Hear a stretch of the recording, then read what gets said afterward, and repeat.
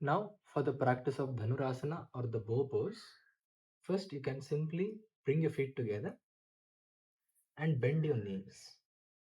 And taking your hands behind your body, try to hold on to your ankles, grabbing the ankles using the four fingers and the thumb. Now take your time, take a couple of deep breaths if you need to, and when you are ready, just breathe in and try to lift your legs up, the upper body up, and create a arch, just like pulling of a bowstring. Try to keep the weight towards the lower abdomen, not on the pelvic girdle, and breathe.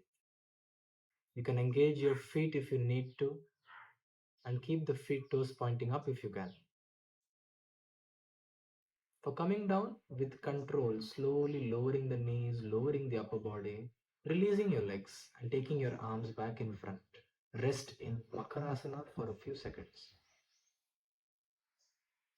Completely let go of your legs. Be relaxed.